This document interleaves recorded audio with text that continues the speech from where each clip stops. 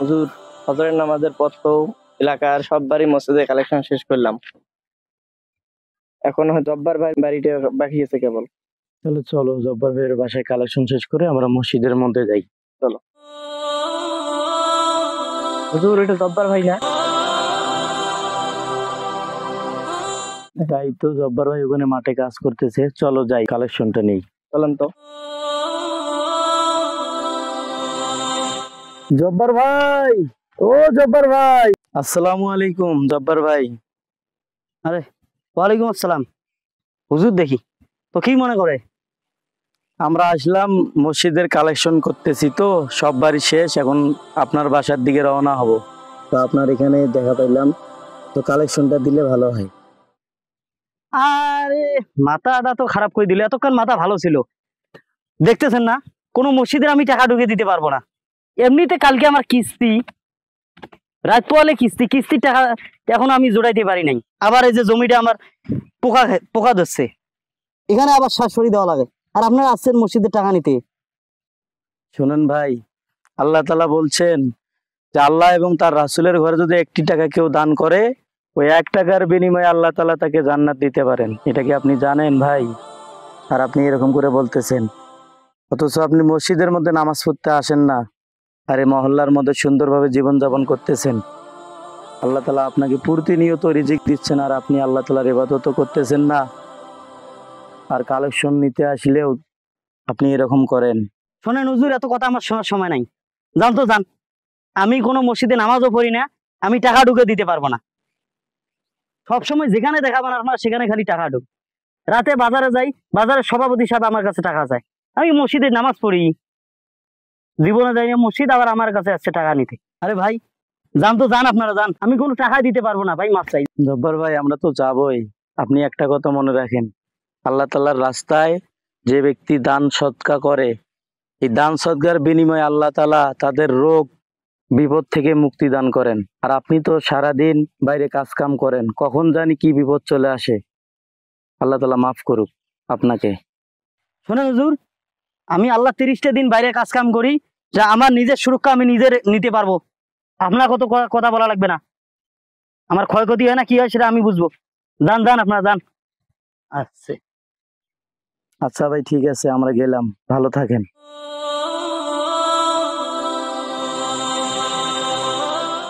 থেকে যে আসে এরা, টাকা মনে হয় যে গাছে ধরে, মানে চাইলেই পাওয়া যায়। সত্য সব। এমনিতে আমি আছি আমার জমির টেনশন, কালকে আবার কিস্তি, আর ওদেরকে বলে টাকা দেওয়া লাগে। আসছে মরার পরে যা হবে হবে, দেখা যাবে। আমার কাজ আমি করি। ফল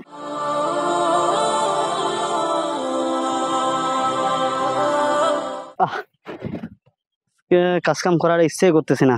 ওই হুজুর তো মনটা আমার খারাপ করে দিল, খালি টাকা যায়, খালি টাকা। দূর, বাসায় যাই।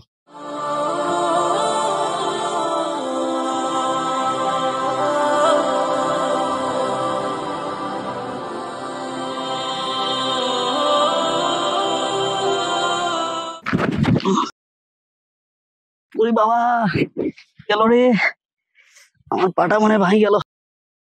উফ, পাটা নড়াইতে পারতেছি না। ইস, এখন কি করি? আমার কাছে তো ফোনও নাই, আমি কাকে ফোন দিই? কেউ কি আছেন আশেপাশে? কেউ কি আছেন? এই যে ভাই, ভাই একটু শোনেন। আরে কি ব্যাপার, জব্বার ভাই ফির আবার ডাকতেছে, যাই একটু দেখি। আহ, আহ, আরে জব্বার ভাই, কি হয়েছে আপনার? আরে সালাম ভাই, আপনি? ভাই ওই যে জমি থেকে কাজ করে হ্যাঁ আসতেছিলাম, এইটার সঙ্গে ধাক্কা লেগে আমার পাটা মনে ভেঙে গেল ভাই। ভেঙে গেছে মানে? ওঠেন ওঠেন ওঠেন ওঠেন, উঠতে পারতেছি না ভাই। আস্তে ওঠেন, কষ্ট করে ওঠেন ওঠেন। আসেন আপনাকে বাড়ি পর্যন্ত পৌঁছে দিয়ে আসেন। আসেন আসেন, আস্তে, সাবধানে সাবধানে। আপনি দেখে তো চলবেন। আরে ভাই যাই একটু বাজারে যাই, ঘুরে আসি, যা চা পান একটু খেয়ে আসি। আসসালামু আলাইকুম। ওয়ালাইকুম আসসালাম। হুজুর কেমন আছেন? আলহামদুলিল্লাহ। ভাইজান ভালো আছেন? হ্যাঁ আলহামদুলিল্লাহ ভালো আছি। কালেকশন হলো? জি, আমরা কালেকশন করে আসলাম। দেখি খাতাটা একটু কে কে দিল। দেখেন। যাই হোক আলহামদুলিল্লাহ কালেকশন মোটামুটি ভালো হয়েছে, কিন্তু জব্বার ভাইয়ের নামটা এবারও ফাঁকা।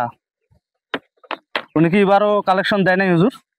ভাই সে কথা বলবেন না, ওনার কাছে আমরা গেছিলাম, উনি যা তা কথা বলে আমাদেরকে অপমান করে পাঠায় দিয়েছে। কি বলেন?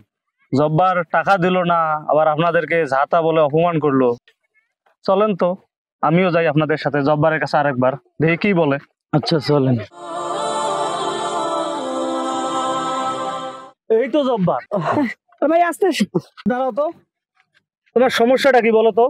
প্রতিবারে তুমি মসজিদের টাকা দাও না, সমস্যাটা কি বলো আমায়, কি হয়েছে তোমার?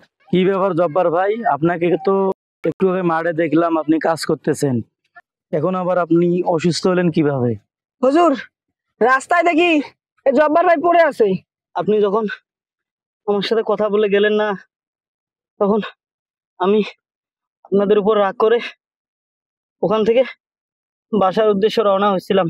আর হঠাৎ রাস্তার মধ্যে পাথরের সাথে হুসেট খেয়ে পাটা মনে হয় ভেঙে গেল হুজুর।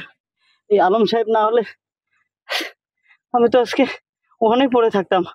আলম সাহেব আমাকে ওখান থেকে উঠিয়ে বাড়ির উদ্দেশ্যে নিয়ে যাইতেছে। হুজুর, আপনি আপনি মনে হয় ঠিকই কথা বলেছিলেন। আসলে আল্লাহর রাস্তায় আল্লাহর ঘরে দান না করলে আল্লাহ যে কোনো একটা বিপদ আপদ দান করে, যে কোনো একটা বিপদ আপদের মধ্যে ফালাই দেয়। হুজুর, আজকে আমার এই পায়ের অবস্থা আমার এই নিজের কারণে হয়েছে। আমি আপনাদেরকে যে মসজিদের টাকা দেই নাই, যার কারণে হয়তোবা আল্লাহ তাআলা আমাকে একটা এই কারণে একটা শাস্তি দিছে। হুজুর, হুজুর, হুজুর, আমি আপনাকে কথা দিতেছি হুজুর, হুজুর, আমি আজ থেকে যতদিন বেঁচে থাকবো আমি প্রতি মাসের টাকা প্রতি মাসে মসজিদে টাকা দিব হুজুর। হুজুর, আর আমি নিয়ত করতেছি আজ থেকে 5 ওয়াক্ত নামাজ ঠিক মতো পড়বো, আর আর কারোর সাথে খারাপ ব্যবহার করবো না হুজুর। সালাম ভাই, ভাই আমার জন্য দোয়া করবেন ভাই। ভাই আজ থেকে আমি আপনাদের মসজিদের চাঁদা প্রতি মাসে ঠিক মতো দিয়ে দিব। আমার জন্য দোয়া করবেন যাতে আমার পাটা দ্রুত সুস্থ হয়। হুজুর, যেহেতু জব্বার ওর ভুল বুঝতে পারছে, আমরা ওকে ক্ষমা করে দেই, আর আমরা সবাই ওর জন্য দোয়া করব যাতে ও তাড়াতাড়ি সুস্থ হয়ে ওঠে। কি বলেন? তাই জব্বার ভাই, আপনি আপনার ভুলটা বুঝতে পারছেন, আল্লাহ তাআলা আপনাকে সুস্থতার নিয়ামত দান করুক, এটাই আমরা সব সময় দোয়া করি। আপনি ভালো হয়ে আল্লাহ তাআলার মসজিদে এসে নামাজ শুরু করে দেন, তাহলে আল্লাহ তাআলা আপনার সকল বিপদকে মুক্ত দান করবেন। ঠিক আছে হুজুর। হুজুর, একটা কথা, আমার কাছে এই যে কিছু টাকা আছে, এটা এই মাসের টাকাটা নেন, মসজিদের টাকাটা এই মাসের দিলাম।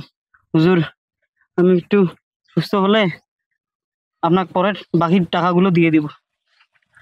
আচ্ছা ভাই, ঠিক আছে, আপনি সুস্থ হন, এটাই দোয়া করি আমরা আচ্ছা, সবাই। ঠিক আছে হুজুর, দোয়া করেন। সালাম ভাই, তাহলে আসি আমি, আমার জন্য দোয়া করিন। সালাম ভাই। আচ্ছা ঠিক আছে, যাও। ঠিক আছে, আসসালামু আলাইকুম। ওয়ালাইকুম আসসালাম।